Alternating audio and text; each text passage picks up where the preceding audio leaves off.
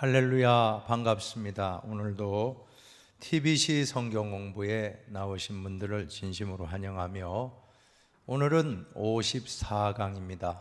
바울의 회심과 전도 여행이라는 주제로 먼저 서론을 같이 읽도록 하겠습니다. 같이 읽습니다.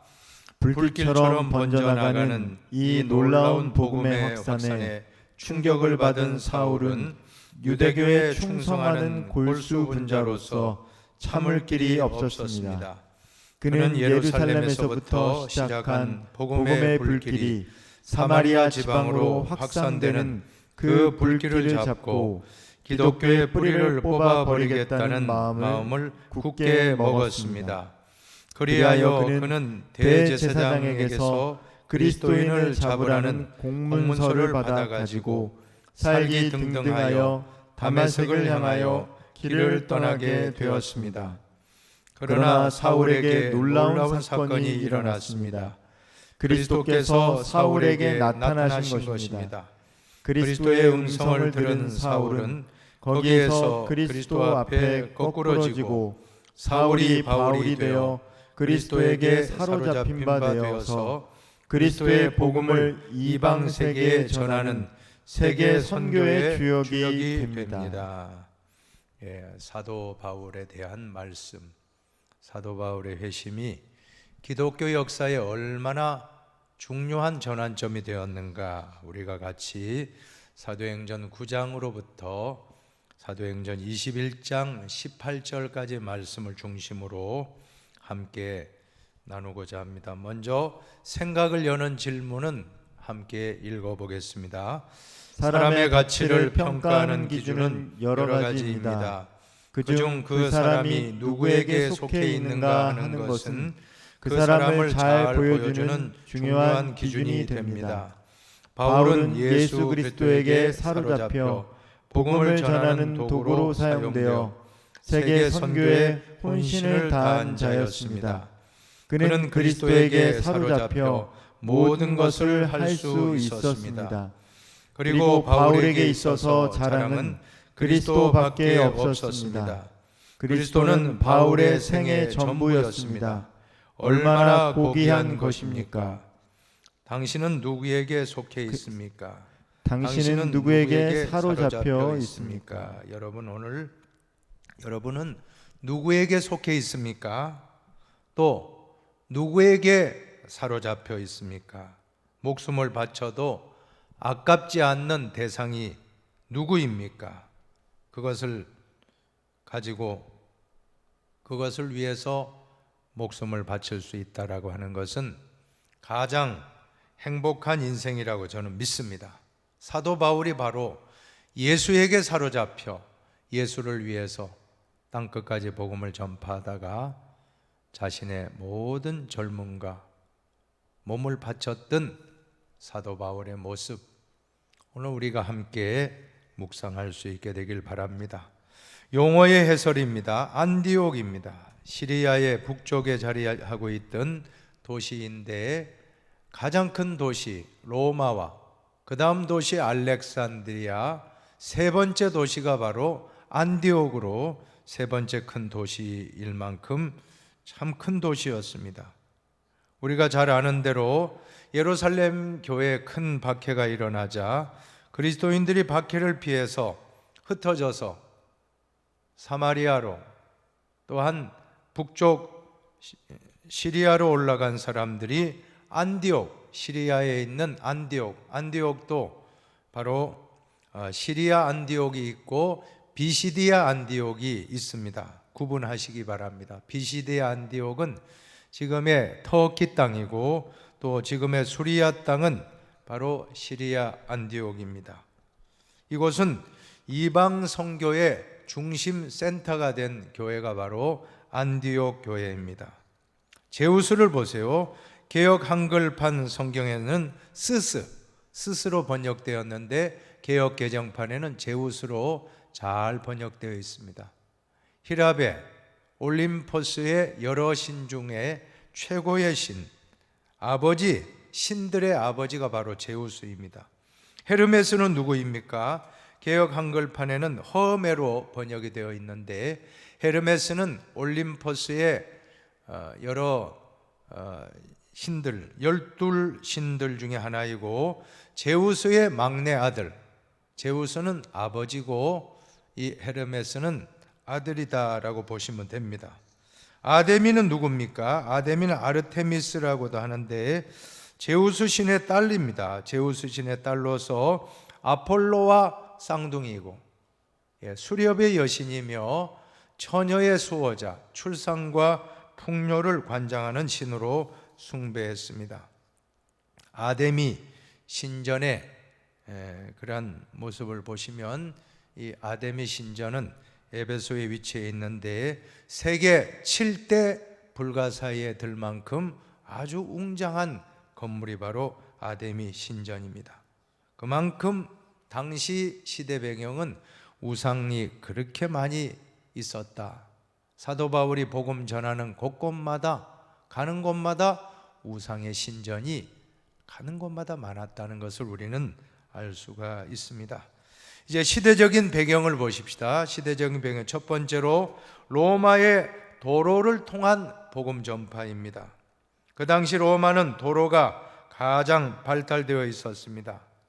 나라들을 정복하고 대제국을 통치하기 위해서 도로를 잘 만들어 놓았는데, 바울이 행한 것과 같은 해상과 육로를 통한 장기 여행은 당시에 이러한 로마에 발달된 도로망, 이 도로망이 복음을 급속도로 사도 바울과 전도자들이 세계까지 뻗어나가는, 당시의 로마의 중심지까지 이 길을 따라서 복음 전파하는 데에 매우 유익하게 되었다라고 하는 것입니다. 번잡하면서도 유지가 잘 되었던 로마 제국의 국도에는 전차와 말을 갈아탈 수 있는 역참도, 역참은 정거장입니다. 말 갈아타는 정거장, 그곳에서 잠자는 숙박시설도 있고 식사할 수 있는 역참도 있었고, 여행자들이 휴식과 기분 전환을 할 수 있는 여인숙과 여관도 있었던 것입니다. 강도들로부터 도로를 지키는 일을 맡은 특수경찰들도 조직되어 있었습니다. 로마의 도로망과 바울이 사용한 헬라어, 그 당시 헬라어가 공용어입니다. 헬라어가 복음 전파에 큰 역할을 했던 것입니다. 언어가 통일되지 않으면 전도하기 어렵습니다. 그러나 로마가 지배할 때 공용 언어였던 헬라어, 신약 성경이 기록됐던 헬라어, 그 헬라어가 공용어가 되어 있기 때문에 복음 전파에 큰 유익이 있었다라고 하는 것입니다. 우리가 잘 아는 대로 헬라의 알렉산더 대왕은 헬라 문화의 전도사 역할을 했는데, 가는 곳마다 정복 지역에 이 헬라어를 사용했다라고 하는 것입니다. 그러므로 이것이 사도 바울이 복음 전파하는 데 큰 유익한 도구가 된 것입니다. 도로망의 확충, 언어의 통일, 헬라어가 그 당시 공용어가 되므로 복음 전파에 아주 유익하게 쓰임 받고 있습니다. 이제 두 번째로 바울, 그는 누구입니까? 바울은 당시 상업과 학문의 중심지에 있던 길리기아 지방의 다소에서 출생하였습니다. 그는 엄격한 유대교 가정에서 바리새파 교육을 받으며 자라났고, 하나님의 충실한 유대교도로서 자기 선조들의 전통을 열심히 신봉하던 자였습니다. 여러분, 바리새파가 어떤 사람입니까? 바리새파는 유대교의 율법을 목숨처럼 지키는 유대교의 수도사라고 할 수 있을 만큼 대단한 그러한 열정적인 사람들을 바리새인이라고 했습니다. 바울은 철저한 바리새인입니다. 그래서 성경에 보면 나는 바리새인 중에 바리새인이라, 바리새인 중에서도 정말 특별한 바리새인이었다라고 간증하지 않습니까? 그는 1세기의 유명한 랍비 중 하나인 가말리엘 1세에게 배우려고 예루살렘까지 왔던 것입니다. 바울은 젊고 뛰어난 유대 신학도로서 신학적 교육적 훈련을 통하여 율법과 힐람 문화에 정통했으며, 당시 로마 세계 어디서나 통할 수 있는 시민권을 지닌 자였습니다. 참 이 시민권 역시도 사도 바울은 복음 전파에 매우 유익하게 활용하는 걸 볼 수가 있습니다. 이러한 바울이 그리스도교를 박해하는 일에 앞장섰다가 다메섹 도상에서 부활하신 주님을 만나고 이방인을 위한 사도가 되었던 것입니다. 그가 가진 모든 것, 율법에 통달한 지식과 신학적인 훈련과 하나님에 대한 열정, 이러한 것들이 이제는 전적으로 새롭게 예수 그리스도의 복음을 위해 쓰여지게 되었으니 하나님의 섭리는 참으로 놀라울 수밖에 없는 것입니다. 하나님은 준비된 종, 하나님은 헬라 문화권에서 출생했고 또 유대인이고 유대 문화, 헤브라이즘이라고 합니다. 유대 문화, 또 헬레니즘, 당시 세상의 문화를 지배하는 헬라 문화권과 유대 문화권과 또 가말리엘이라는 최고의 학자의 제자였고 열심히 특심한 사람, 하나 꽂히면 끝장 보는 분입니다. 사도 바울이 그런 사람입니다. 그리고 언어가 능통하고 헬라어에 능통하고 히브리어에 능통하고 여러 언어에 능통하고 또 문화권에 능통하고 지적 또 여러 가지 훈련되어 있는 이러한 사도 바울을 하나님이 다메섹 도상에서 그를 만나 주심으로, 예수 그리스도가 만나 주심으로 이 모든 것을 복음 전파의 도구로 쓰임 받게 되는 하나님의 섭리가 있었다. 참 하나님의 섭리는 놀랍습니다. 저와 여러분을 쓰시는 하나님의 섭리도 놀랍다라고 저는 고백할 수밖에 없습니다. 이제 말씀의 해석을 보십시오. 첫 번째 단락으로 바울의 회심과 소명입니다. 다메섹 도상에서의 회심입니다. 스데반의 순교를 시작으로 일어난 예루살렘 박해는 전과 달리 조직적으로 진행되었고 그 범위도 점차 확대되어 갔습니다. 무선 박해에도 불구하고 그리스도인들은 용기를 잃지 않고 오히려 사마리아와 더 멀리 다메섹까지 복음을 전파하여 나갔던 것입니다. 예루살렘의 유대교 과격파는 그리스도교 전파에 큰 충격을 받았습니다. 더욱더 그리스도교와 교회를 박해하는 일에 더 힘을 내게 되는데 그 중에 한 사람이 바로 사울이라는 청년이었습니다. 사울은 대제사장에게서 그리스도인을 잡으려는 공문서를 받아서 살기등등하여 박해의 길을 떠나 다메섹까지 가게 되었던 것입니다.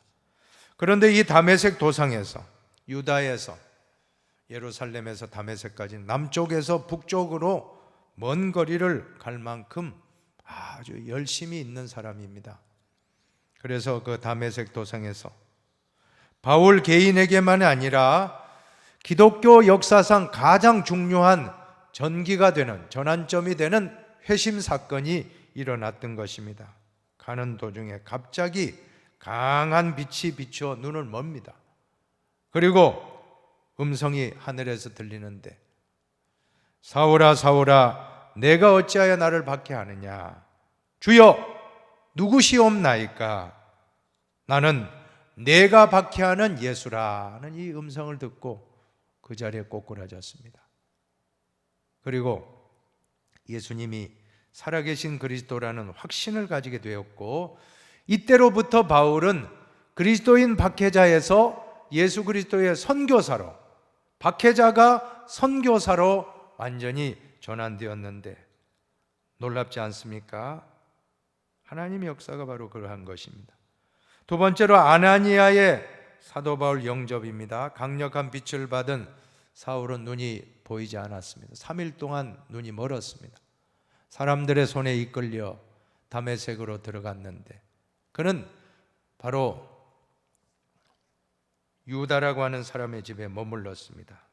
그때 동시에 아나니아라는 제자가 예수의 제자 아나니아는 환상 중에 사울을 찾아가라는 음성을 듣고 순종합니다. 그 당시 사울은 위험인물입니다. 기독교인들이 제일 두려워하는 사람, 바로 꺼리는 인물이 바로 사울입니다. 그런데 박해자 사울을 만나라고 하는데 아나니아가 처음에는 주여 우리에게 많은 해를 입힌 사람 아닙니까? 이제 내가 그를 나의 선교의 도구로 쓰려고 하니 두려워하지 말고 그에게 가서 기도해 줘라. 그 말 듣고 그대로 아나니아는 말씀에 순종해서 사울을 만나고, 그리고 안수할 때 사울의 눈에서 비늘 같은 것이 벗어졌다라고 했습니다. 이것은 중요한 장면입니다. 비늘 같은, 눈에서 비늘이 벗겨졌다. 무슨 의미가 있습니까? 이제는 눈이 과거의 육신의 눈이 아니고 영적인 눈으로 열렸다라고 하는 것입니다. 이제부터는 관점이 바뀌는 것입니다. 그동안에는 바울의 관점이 육신적인 관점, 율법적인 관점, 인간적인 관점입니다. 그러나 그는 이제는 예수의 관점, 성령의 관점, 하나님의 관점, 영적인 관점으로 그의 시각이, 그의 세계관이 완전히 바뀌게 되는 것입니다. 세 번째로 바울의 다메섹 전도를 보세요. 회심의 체험을 하게 된 바울은 지체 없이 다메섹의 여러 회당에서 전도하였다라고 하는 것입니다. 놀랍지 않습니까? 아니, 엊그제까지도 교회를 박해하고 믿는 사람을 잡아가두던 사람이 이제 예수 믿으라고 복음을 선포하는 사람으로 바뀌었다는 것입니다. 180도 완전히 바뀐 것입니다. 하나님의 역사입니다. 하나님이 하시면 이와 같은 일은 오늘날에도 일어날 줄로 믿습니다. 그는 자신의 과거를 포기하고 사람들 앞에서 자신의 과거 생활이 잘못되었던 것을 고백하고 예수님이 하나님의 아들 곧 메시아라고, 여러분 메시아는 히브리어로 기름 부음 받은 자란 뜻입니다. 헬라어로는 그리스도, 예수가 곧 그리스도다, 예수가 곧 메시아다. 메시아는 히브리어, 그리스도는 헬라어, 기름 부음 받은 자다, 구세주다, 하나님의 아들이다 라고 선포하였습니다. 처음에는 유대인들이 바울의 말을 듣고 진노하였다기보다는 큰 충격을 받았습니다. 바울이 그리스도 교인들을 박해하러 내려온다고 선포해 놓고 이제는 오히려 그리스도인들을 옹호하고 있기 때문에 얼마나 화도 나지 않았을까, 너무 놀라서 충격을 받았을 것입니다. 그런데 바울이 성경으로 논리적으로 변증함으로 반박할 도리가 없었습니다. 유대인 중에는 그의 말을 믿는 사람도 있었습니다. 그러나 사도 바울의 영향력이 커지게 되자 대부분의 유대인들은 바울을 죽이려고 계획하기 시작했던 것입니다. 바울의 친구들은 위험이 절박함을 알아차렸습니다. 그래서 성문에서 파수하는 사람들이 바울을 도와서 밤중에 광주리에 담아 성을 넘어 피신하게 되었다. 줄 타고 바깥으로 탈출한 것입니다. 두 번째, 바울의 세계 선교입니다. 안디옥 교회는 예루살렘 대박헷이 도망친 사람이 세운 첫 이방 교회입니다. 우리가 예루살렘 교회가 대표적인 초대교회라고 하면 또 하나가 바로 안디옥에 세워진 안디옥 교회입니다.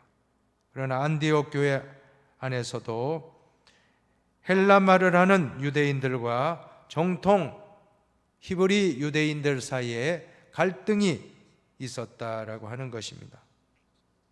예루살렘 교회는 이 소식을 듣고 바나바를 안디옥으로 파송하였습니다.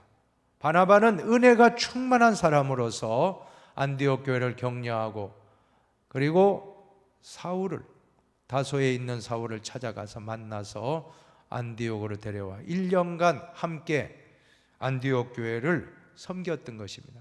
쉽게 말하면 바나바가 담임 목사이면 이 바울은 부목사로 함께 동역자가 되어 이렇게 사역을 했다는 것은 당시로서는 참 바나바의 역할이 너무나도 좋은 역할이었습니다.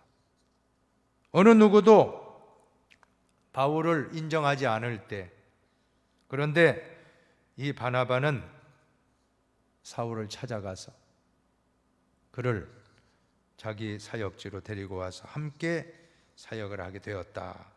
물론 하나님의 은혜로 사울이 바울이 되는 기적이 일어났지만 이와 같은 좋은 멘토, 바나바와 같은 좋은 멘토가 얼마나 참 중요합니까? 그래서 사울은 이렇게 바울이 되는 귀한 사역자로 점점 더 성장해 갈 수가 있었던 것입니다. 여러분, 하나님의 방법은 사람입니다. 한번 따라 합시다. 하나님의 방법은 사람입니다. 하나님의 방법은 사람입니다. 그렇습니다. 하나님은 언제나 바나바라는 좋은 사람을 통해서 사울이 바울되게 만들어 가는 것입니다. 안디옥 교회는 성령의 지시를 따라서 금식하고 기도하다가 바울과 바나바에게 안수하고 선교사로 파송하여 이제 1차 전도 여행이 시작이 되는 것입니다. 1차 전도 여행의 지도를 조금 참조해 보시면, 사진을 보시면 안디옥, 그죠? 안디옥 교회에서 출발하니까 선교 중심지, 예루살렘은 모교회, 안디옥은 개척한 교회인데 선교는 안디옥 교회가 더 많이 하는 겁니다. 이런 것이 참 하나님의 역사입니다. 그래서 안디옥에서 어디로 갔습니까? 구브로, 구브로 섬으로 가고, 그리고 다시 안디옥이 또 있잖아요. 그게 바로 아까 제가 말씀드린 비시디아 안디옥으로 가서 루스드라와 더베에서 다시 더베로 루스드라로 돌아온 길로 다시 해서 배를 타고 안디옥으로 돌아오는, 갔던 길을 다시 돌아온, 구브로 섬만 빼고는 다시금 안디옥으로 배를 타고 오기까지 짧은 구간의 1차 전도 여행입니다.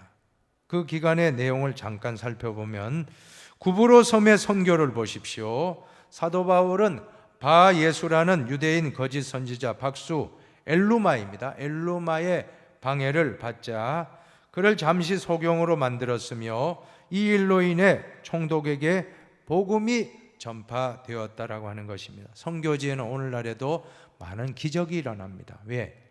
예수님을 믿게 하기 위해서 그와 같은 초자연적인 기적의 역사가 많이 나타납니다. 두 번째로 비시디아 안디옥에서, 아까 시리아 안디옥과 구분되는 비시디아 안디옥, 터키 땅의 안디옥입니다. 선교사로서 이곳에서 설교하는데 정말 최초의 구속사적인 설교를 사도 바울이 했던 것입니다. 주어는 하나님이에요. 하나님이 하셨다는 것입니다. 하나님이 주어입니다. 이스라엘 역사의 요약은 하나님이 주관하신 역사였다는 것입니다. 그리고 22절, 23절까지는 예수 그리스도의 오심은 역사의 절정이요 예언의 성취였다는 것이고, 또 29절, 30절은 십자가와 부활 사건입니다. 그리고 38절을 한번 보시기 바랍니다. 38절입니다. 그러므로 형제들아 너희가 알 것은 이 사람을 힘입어 죄 사함을 너희에게 전하는 이것이며, 그리고 39절도 보십시다. 이 사람을 힘입어 믿는 자마다 어렵다 하심을 얻는 이것이라. 예수의 십자가 부활 사건을 선포하고 죄 사함과 믿음으로 어렵다 하심을 얻는, 한자로 하면 어를 어자, 인정할 인자, 의인이라고 하는 그런 말씀을 선포했던 것입니다. 선교사로서 최초의 구속사적 설교를 하고 있습니다. 그 다음에 이고니온을 보십시오. 이고니온의 선교는 유대인의 회당에서 그리스도의 복음을 전파할 때 많은 무리가 믿었지만 박해도 받게 되었다는 것입니다. 오늘날에도 복음을 전하면 아멘만 있는 게 아니고 냉소적이고 욕설을 하고 핍박을 하는 사람도 있다는 걸 우리는 알 수가 있습니다. 또 루스드라의 사역을 보면 루스드라의 안진뱅이를 고치게 되었습니다. 사람들이 바나바를 제우스라고 부르고 바울은 헤르메스라고 하여 제사를 절을 하고 바울과 바나바에게 제사를 드리려고 했을 때 간신히 뜯어 말리고 신격화하지 말라고, 자신들을 우리는 인간이다, 하나님만이 한 분 신이시고 우리는 인간일 뿐이라 라고 하면서 신격화를 거부하고 있는 내용입니다. 여러분, 오늘 얼마나 겸손합니까? 우리가 어떤 기적이 일어났을 때 내가 했다, 이게 교만이고 이단이 되고 사이비가 됩니다. 이단 사이비에는 교주가 있다고 했잖아요. 교주는 뭡니까? 교주는 바로 자기가 예수가 되고 자기가 주인이 되고 성도들을 자기 멋대로 조정하려고 하는 이러한 것이 잘못된 이단 사이비의 교주의 모습입니다. 그러므로 오늘 이러한 모습을 통해서 첫째도 겸손, 둘째도 셋째도 겸손, 겸손한 바나바와 바울의 모습은 얼마나 참 귀한 모습입니까? 자, 그래서 루스드라 더베까지 갔다 다시 더베에서 온 길로 되돌아서 다시금 더베에서 루스드라, 이고니온, 비시디아, 안디옥을 거쳐서 다시 출발했던 안디옥에 배 타고 도착하니 1차 선교여행이 마치게 됩니다. 이 기간은 주 46년에서 48년, 약 2년 동안으로 추론하고 있습니다. 이제 2차 전도여행을 보십시오. 2차 전도여행은 바울과 바나바는 얼마 동안 안디옥에 머물러 있으면서 다른 사람들과 함께 열심히 주님의 말씀을 가르치며 전파하였던 것입니다. 지도를 간략하게 보시고 참조하시면 훨씬 더 2차는 1차보다도 훨씬 먼 거리를 다녔습니다. 자, 그런데 문제는 2차 전도여행 앞두고 어떤 일이 벌어집니까? 바나바는 마가를 데리고 가기를 원했고, 그러나 바울은 마가가 지난 1차 전도여행 당시에 도중에 집에 돌아간 일 때문에 마가 요한과 동행하기를 완강히 거부하고, 사도행전 15장 39절에 뭐라고 합니까? 서로 심히 다투어 피차 갈라섰다. 바나바는 마가를 데리고 구브로로 갔다. 그리고 바울은 실라를 데리고 다시금 2차 전도여행을 떠나게 되는, 자, 이러한 다툼의 문제가 나오는데, 여러분, 그런 해석이 있습니다. 바나바 바울의 지도력을 어떻게 평가합니까? 바나바는 사람 지향적인 지도력이다. 바울은 일 중심, 과업 중심의 지도력이다라고도 이렇게 평가를 합니다. 여러분, 그러나 결론은 나중에 다 화해예요. 우리가 이 말씀도 잘 봐야 됩니다. 마지막에 사도 바울이 죽기 전에, 순교하기 전에 마가 요한을 내게 데려오라. 그는 나에게 유익한 사람이다. 마가 요한과 화해합니다. 참 이것이 바로 예수의 마음인 줄 믿습니다. 그때는 싸웠고 다투었고 서로 분쟁이 있었지만 마지막에는 다 풀고 하나님 앞에 갔다는 것, 우리는 이러한 모습을 정당화하고 합리하면 안 돼요. 그래가지고 교회가 싸웠는데 서로 그냥 갈라서고 A 교회도 부흥하고 B 교회도 다 같이 부흥했으니 잘 됐다. 아닙니다. 상처는 오래 가요. 서로 싸웠던 상처는 오래 가면 치유받으려면 세월이 많이 흘러야 됩니다. 그러므로 우리는 가능하면 교회는 화목해야 됩니다. 절대 싸우지 맙시다. 한경주 목사님 말씀, 교회는 교인들끼리 싸우지 않고 화목하기만 하면 자연히 부흥합니다 하는 말씀. 우리는 절대 분쟁이 일어나면 안 됩니다. 그러면 그 상처는 오래 가요. 우리는 화목한 공동체, 화목한 사역자 다 되시기를 바랍니다. 자, 그래서 이 때문에 바나바는 마가를 데리고 구브로로 가고 바울은 예루살렘 교회 유력자인 실라를 데리고 육로로, 마가는 바로 고향이에요. 바나바의 고향이 구브로니까 마가는 조카거든요. 같이 구브로로 갔다. 그러나 그 다음 이후에 바나바의 여정은 나오지 않습니다. 성경에 기록되지 않습니다. 바울은 실라를 데리고 수리와 길리앗을 지나서 지난번 세웠던 교회들을 한 번 더 굳게 하기 위해서 방문하게 되었다라고 하는 것입니다. 이제 빌립보에서의 사역을 보십시오. 바울은 트로이 전쟁에 유명한 드로아입니다. 트로이에서 건너와서 우리를 도와라, 밤에 마게도냐 사람의 환상을 보고 성령의 지시에 순종하여 선교의 방향을 이제는 터키 땅, 지금의 소아시아에서 그리스, 유럽의 첫 도시 그리스의 빌립보에 도착하게 되었던 것입니다. 마게도냐라고 하는 것은 바로 지금의 그리스 북부 지역입니다. 그래서 그 북부 지역의 첫 성읍 빌립보라고 하는 성읍에 도착하게 되었다라고 하는 것입니다. 참 여기서 우리가 깨닫게 되는 것은 이 사도 바울은 성령의 음성에 민감한 사람이다. 자기 뜻대로 하면 터키 땅을 선교하는 건데 예수의 영이 막았다고 했습니다. 예수의 영이 막고 밤중에 환상을 보는 데에 마게도냐 사람, 마게도냐 그리스 북부 지역 그 빌립보가 속한 것입니다.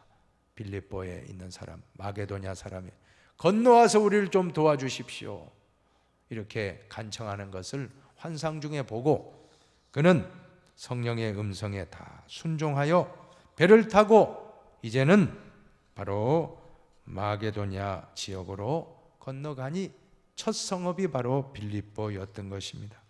영국의 역사였던 아놀드 토인비는 이 사건을 이렇게 진술하고 있습니다. 사도 바울이 탄 배 위에 유럽의 운명이 실려 있다. 얼마나 멋있는 말입니까? 정말 이때 복음이 아시아에서 유럽으로 건너감으로 말미암아 복음의 방향이 동쪽으로 왔다면 우리가 좀 더 빨리 고려시대, 삼국시대 아니면 고려시대, 조선시대 복음을 받았을지 몰라요. 그런데 이 복음이 어디로 갔습니까? 서쪽으로 유럽으로 갔고 유럽에서 영국으로, 영국에서 미국으로, 미국에서 중국, 한국으로 복음이 건너옴으로 말미암아 우리나라는 좀 늦은 가운데 복음을 받았지만 짧은 140년의 선교 역사 이렇게 성공한 교회는 한국 교회밖에 없다는 것이죠. 아시아에서 성공한 교회는 한국 교회. 선교사를 미국 다음으로 많이 파송하는 인구 대비로 하면 5천만 인구에 우리가 이렇게 3만 명 선교사를 파송한다는 것은 가장 선교사를 비율로 따지면 세계 제1의 나라가 되었던 것입니다. 참 놀라운 일이 아닐 수 없습니다. 하나님의 섭리입니다. 자, 빌립보에서 자색 옷감 장사 루디아를 만나서 그 가족들을 전도하고 세례받고 루디아의 가정에 교회가 세워지게 되고 또한 빌립보에서 귀신 들려 점치는 여종을 고쳐주게 됩니다. 근데 이 일로 인해 억울하게 누명을 쓰고 채찍 맞고 감옥에 갇혀 억울하지만 밤중에 기도하고 찬송을 부르다가 한밤중에 옥문이 열리고 자결하려던 간수가 세례를 받는 기적과 같은 일이 일어났던 것입니다. 그때 간수는 이미 옥문이 열린 거 보고 로마의 법은 죄수가 도망치면 간수가 대신 죽는 겁니다. 그러니까 이제 내 죽었구나. 칼을 빼서 자결하려고 할 때 뭐라고 했습니까? 우리가 여기 있으니 몸에 손상하지 말라. 그때 간수가 깜짝 놀라서 선생님들이여 내가 어떻게 하여 구원을 얻으리까? 그때 주 예수를 믿어라. 그러면 너와 내 집이 구원을 받으리라. 유명한 말씀입니다. 그래서 간수와 그 가족과 모든 친지들이 세례를 받고 사도 바울과 실라는 세례를 베풀어 주고 그리고 이제 간수와 간수의 가족은 음식을 대접하며 맞은 자리, 피 묻은 상처 다 닦아주고 이렇게 섬기는 피차 간의 상호 간의 천국이 이루어지는 역사가 나타났던 것입니다. 감옥이 변하여 천국이 되는 역사가 일어납니다. 성령이 역사하면 오늘날에도 원수가 친구로, 감옥이 천국으로 여러분의 가정도, 여러분의 일터도 모두 그렇게 변화되는 역사가 있길 바랍니다. 이제 데살로니가와 베레아에서 사역인데 데살로니가에서도 많은 사람들에게 복음을 전했고 그들이 복음을 이렇게 영접했지만 또 박해도 많이 했습니다. 참 바울은 어디에 가나 복음을 전하는데 아멘으로 영접도 하지만 핍박하고 조롱하고 돌을 던지고 또 조롱하고 매를 들고 채찍을 때리고 여러 가지 그런 고초를 많이 겪었습니다. 그래서 이제 데살로니가 오래 머물지 못하고 그 다음 베레아라는 곳으로 피신하였는데 베레아 사람들은 신사적이어서 날마다 성경을 상고하였습니다. 개역 성경은 신사적인데 개역 개정에는 더 너그럽다라고 번역하고 있습니다. 너그럽다, 신사적이다는 말은 그 마음 바탕이 좋다는 것입니다. 사랑하는 여러분, 우리 마음 바탕이 좋아야 할 줄로 믿습니다. 저는 흰돌교회 성도님들의 마음 바탕이 좋다고 저는 믿습니다. 제가 어디 가봐도 우리 흰돌 성도님들만큼 마음 바탕이 좋은 교인은 참 만나기 쉽지 않습니다. 얼마나 복입니까? 우리는 심성이 좋아야 할 줄로 믿습니다. 베레아 사람들은 데살로니가 사람들보다 훨씬 더 말씀을 사모하고 성경을 상고하고 또 마음이 좋았다. 우리가 하나님 말씀 받을 때에도 마음 바탕이 좋아야 돼요. 마음 바탕이 안 좋고 어떤 사람은 콘크리트 같이 그냥 말씀 전하면 반동으로 튀어나와요. 그러나 여러분은 스펀지가 되시기 바랍니다. 옥토가 되시기 바랍니다. 하나님 말씀 선포될 때 아멘 아멘 하며 잘 흡수하는 것이 바로 얼마나 복된 성도의 모습입니까? 이제 아덴과 고린도에서 사역입니다. 아덴은 오늘날의 아테네입니다. 그리스도의 수도입니다. 그리스의 수도입니다. 헬라 철학과 또한 문화의 중심지였습니다. 그런 반면 이 아테는 동시에 우상의 도시였습니다. 가는 곳마다 우상이 많았고 우상 숭배자들이 얼마나 많았습니까?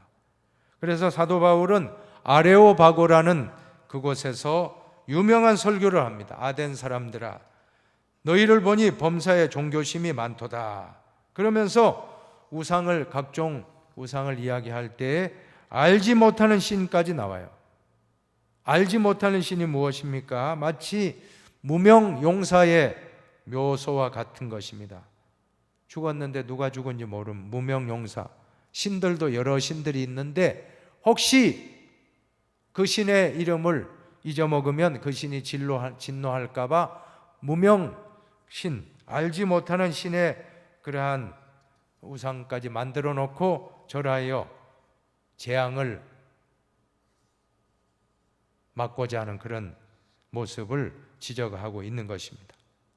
자, 그런데 여기서 사도 바울이 철학자들과 변론을 했지만 그러나 복음은 받아들이지 못했던 것입니다. 성과는 너무나 약했습니다. 한마디로 실패한 선교라고 할 수 있습니다. 가장 철학적이고 수사학적인 명설교를 했지만 믿는 사람은 불과 몇 사람이고 교회도 아테네에서는 교회가 세워졌다는 말씀이 없습니다. 그래서 아테네에서 잠시 전도한 후 바울은 고린도로 옮겨갔습니다. 고린도는 당시 아가야의 수도로 동서교역의 중심지였습니다. 이 신흥도시에는 여러 민족이 섞여 살았는데 유대인들도 많았습니다. 이 도시는 철학으로 이름이 났으며 또 사치와 향락으로 널리 알려진 도시. 그래서 고린도 고린도 여자라 하면 창녀의 대명사가 되고 말았습니다. 정말 고린도 교회가 음행의 문제로 얼마나 문제를 몸살을 앓았습니까? 이것은 그 당시 고린도 지역의 항구 도시로의 특징, 음란문화, 타락한 문화가 교회까지 침투했다라는 것을 우리는 잘 알 수가 있습니다.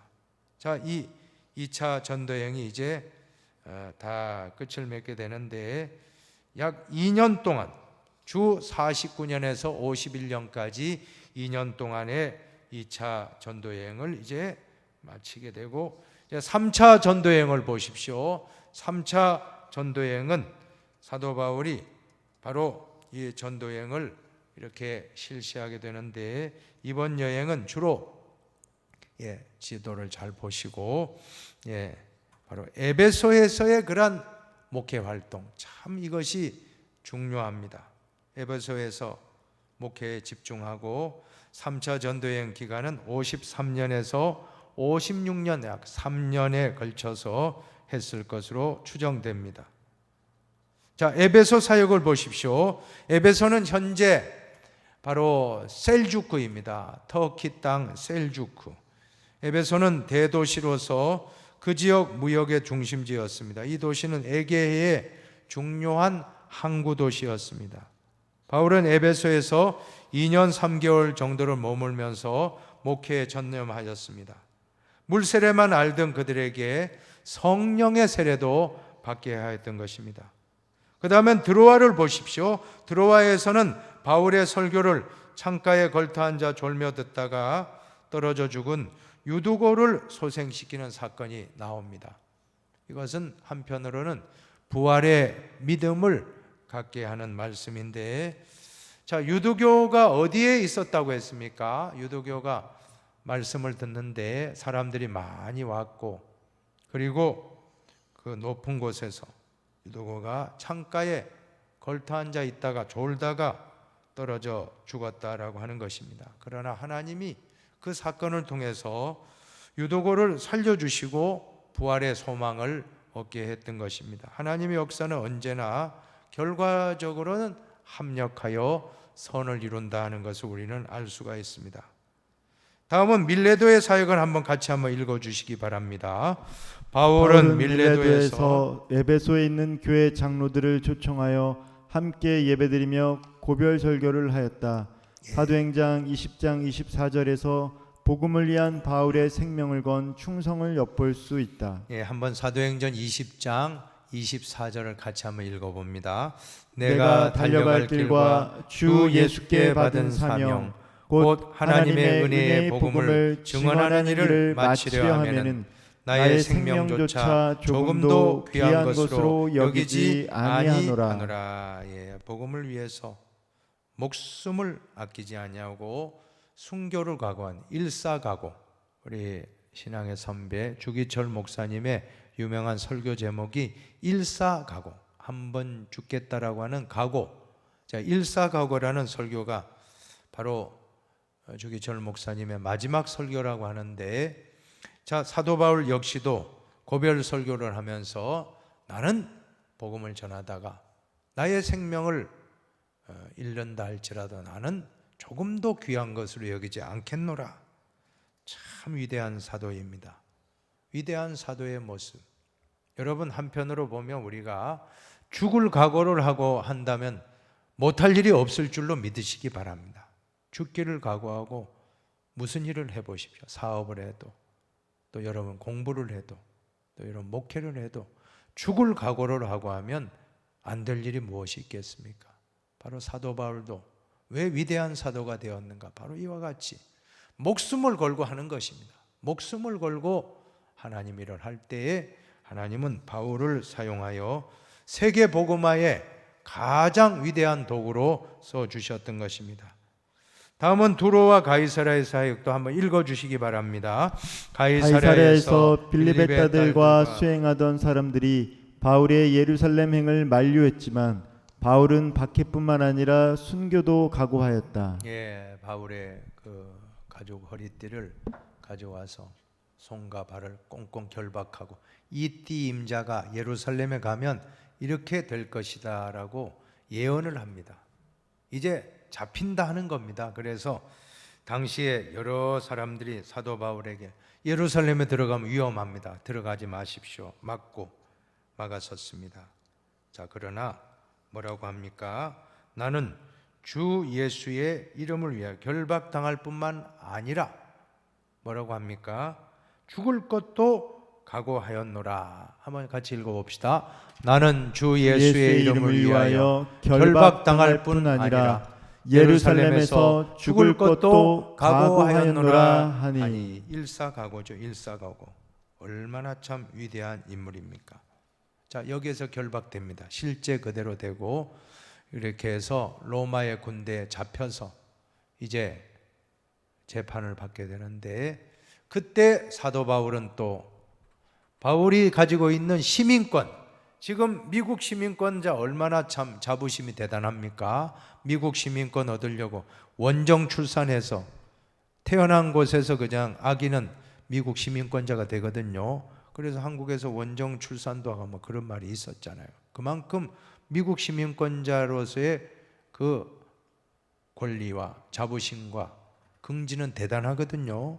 근데 그 당시에 로마의 시민권이라 하면 그건 지금하고는 비교도 안 돼. 미국 시민권 10배, 20배 더 아마 큰 특권이 있습니다. 그래서 바울은 그 특권을 자기에 사용하지 아니하고 복음 전파를 위해 사용하는데 자신이 황제에게 가이사에게 가서 심판받겠다, 재판받겠다고 제안함으로, 시민권자는 함부로 죽일 수 없습니다. 시민권자는 재판을 받고, 또한 황제에게 가겠다면 황제, 시민권자는 직접 황제가, 물론 황제 밑에 있는 참모들이 재판을 하겠죠. 근데 로마에 가서 내가 재판받겠다고 제안할 때 이게 참 놀라운 거예요.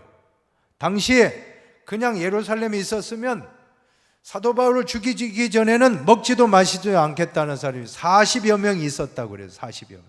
만약에 바울이 민간에 전도하고 있다면 거기서 스데반처럼 순교했을지 모릅니다. 그러면 로마 복음화는 안 됩니다.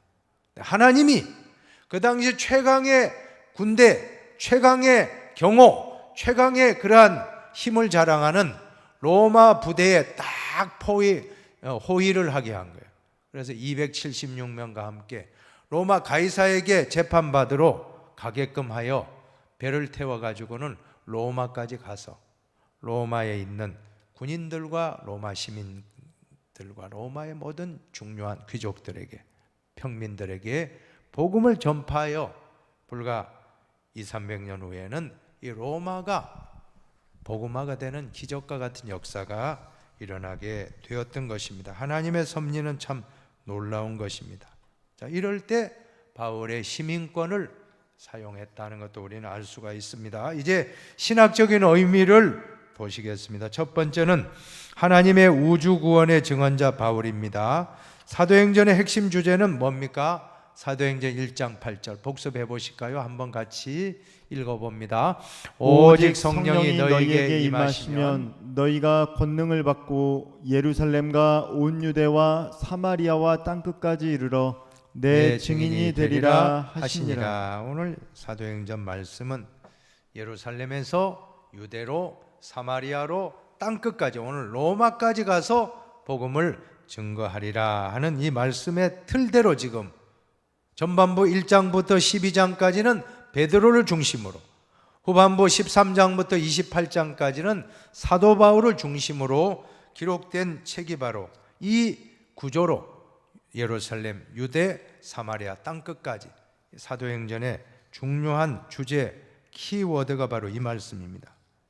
자, 이제 사도행전의 마지막 부분인 땅끝까지 이르러 선교하는 역사가 시작되는데, 그런 의미에서 9장에서 시작되는 사도 바울의 회심 이야기가 너무나도 중요하다라고 하는 것입니다. 어떻게 보면 사도 바울의 이 회심 사건이 너무나 중요하기 때문에 사도행전 9장, 사도행전 22장, 사도행전 26장에 3번씩이나 반복, 성경에서 반복되어 나오는 것은 무조건 중요하다고 그랬습니다. 회심 사건을 왜 3번씩이나 사도행전에 누가가 기록하는가? 그만큼 이 사건이 기독교 역사상에 중요하고 복음 사역자 바울의 사역에 가장 중요한 전환점이 된 사건이었기 때문입니다. 박해자가 전도자로, 박해자가 선교자로, 대적자가 옹호자로 바뀌는 기적의 역사가 바로 다메섹에서의 사울의 회심 사건입니다. 그리고 내용적으로 보아도 사도행전 전체의 3분의 2 가량을 바로 바울의 사역이 차지하고 있다는 것, 실제적으로 그리스도교 역사의 새로운 전기를 마련하게 되는 이방인과 이방 지역 선교의 주역은 바울입니다. 베드로가 아닙니다. 바울이 그 사역을 감당하여 1차, 2차, 3차 로마까지 복음을 전파했다는 것입니다. 그는 여러모로 이 같은 역할을 감당하도록 부르심을 받아 하나님의 복음을 위하여 택정함을 입은 사도임에 분명했습니다. 이방 지역이자 그리스 로마 문화의 교차점인 다소에서 자라났고 출생했고 전통 유대인 가문 출신답게 예루살렘에서 또 정통 율법 교육까지 받았습니다. 헬라 문화권 또 히브리 문화권을 다 두루두루 잘 적응한 사람입니다. 가말리엘에게 최고의 학문을 익혔고 그가 당대의 거대한 두 종교 문화권이라고 할 수 있는 헬레니즘 문화와 헤브라이즘 문화에 모두 호흡하고 있었다라고 하는 것은 그는 태생적으로 선교사가 될 체질입니다. 선교의 그러한 체질을 타고났고 다메섹 도상의 사건은 그를 세계 선교사로 귀하게 부름받게 했던 것입니다.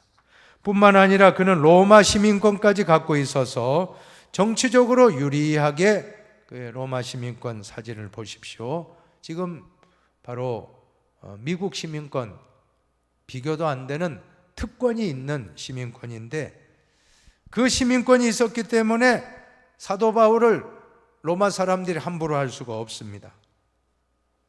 사도 바울은 부활의 주님 다메섹 도상의 주님을 만난 다음에 그가 그토록 소중히 여겼던 세속적인 조건들, 예를 들면 가문, 혈통, 학문, 명예, 권력, 물질, 자 이런 것들을 뭐라고 했습니까? 빌립보서 3장에 보면 배설물로 여겼다. 여러분 배설물이니까 좋은 말이지 그게 뭡니까? 여러분 똥이라는 거 아닙니까? 그 가장 미천한 것으로 여겼다. 오히려 그는 가문, 혈통, 학문, 경험, 명예, 시민권, 권력 이런 모든 것을 오직 예수 그리스도의 복음을 전하는 수단으로 도구로 사용했다라고 하는 것입니다. 이 사도 바울을 통해서 그리스도의 복음이 팔레스타인, 예루살렘 그 가나안 땅 그 중심에 갇혀 있다가 바울 때문에 전 세계로 복음이 확장되게 됩니다. 유대인에게만 복음이 전해지다가 이제는 전 세계 이방인에게로 복음이 전해지고 그 복음이 유럽으로 건너갔다가 다시 미국으로 갔다가 또 한국으로 와서 오늘 우리가 예수님을 믿는 축복을 받게 되었던 것입니다.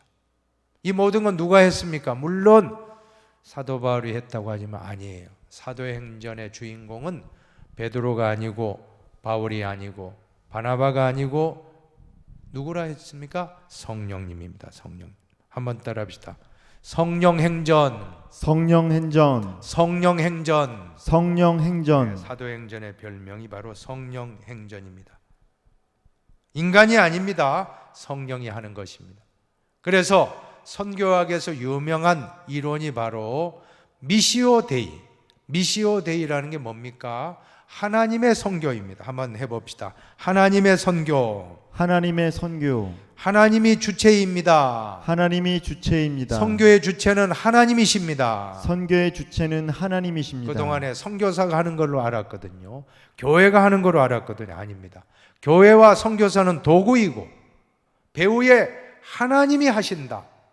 한번 따라합시다. 하나님이 하셨습니다. 하나님이 하셨습니다. 하나님이 하십니다. 하나님이 하십니다. 하나님이 하실 것입니다. 하나님이 하실 것입니다. 이것이 바로 성령행전인 사도행전의 주제인 것입니다. 이제 성찰과 나눔을 읽고 마치도록 하겠습니다. 같이 읽습니다. 그리스도교의 선교 역사는 순환사라고 할 수 있다. 그리스도교의 복음이 들어가는 곳마다 복음의 확산을 저지하려는 방해자의 박해가 있었다. 그러나 아무도 어떤 힘도 복음의 확산을 방해하거나 저지할 수 없었다. 방해와 저지의 박해와 핍박이 있으면 있을수록 복음의 불꽃은 더욱 번져 나갔다. 이것은 성령의 역사다. 바울은 성령의 인도하심을 따라 복음 전도를 위해 목숨을 건 사도였다. 참으로 놀랍습니다. 하나님의 역사, 성령의 역사, 이 성령행전, 사도행전을 통해서 성령이 하십니다. 우리 교회 예배 회복도 성령이 하십니다. 전도 회복도 성령이 하십니다. 신방과 목양의 사역 회복도 우리가 하는 게 아니에요. 여기 있는 담임 목사는 도구이, 우리 부목사님들, 신방 목사님도 전도사님 모두 우리는 도구이고, 장로님, 권사님, 집사님 다 도구입니다. 누가 하십니까? 하나님이 하십니다. 성령님이 하십니다. 예수님이 하십니다. 우리가 그것을 믿고 고백할 때 이 성령행전, 우리가 계속해서 묵상하는 이 사도행전의 주인공은 인간이 아니라 성령님이듯이 우리 인생의 주인은, 우리 역사의 주인은 인간이 아니고 하나님이시다. 단 하나님은 언제나 혼자 일하시지 않고 하나님 마음에 합한 사람, 베드로, 사도 바울, 바나바, 누가, 요한, 이랑 같은 빌립, 스데반, 하나님 마음에 합한 사람을 사용하여 쓰신다는 걸 믿고 오늘 이 말씀을 마치도록 하겠습니다. 이제 다음 주에는 55강입니다. 사도행전 마지막 부분 21장부터 28장을 꼭 읽어오시고 교재도 바울의 체포와 로마행을 미리 읽어오시면 큰 도움이 되겠습니다. 잠깐 기도하고 마치겠습니다. 하나님 아버지 감사합니다. 오늘 말씀을 우리가 배웠습니다.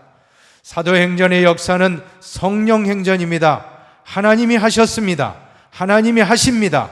성령이 하실 것입니다. 우리 교회도 성령이 역사하십니다. 복음 전파도 하나님이 우리를 도구로 사용하여 하나님이 하십니다. 하나님이 하시도록 맡기고 하나님의 때를 기다리고 예배 회복, 전도 회복, 신방 회복, 목양 회복, 교제 회복, 모든 우리의 가정의 회복, 건강의 회복, 자녀의 회복, 남편의 회복, 또 우리 자신의 모든 어려운 문제가 하나님께 맡기고 하나님이 해 주시도록 기다리게 하여 주시옵소서. 모든 걸 감사드리오며 길이요 진리요 생명 되시는 예수님의 이름으로 축복 기도하옵나이다. 아멘.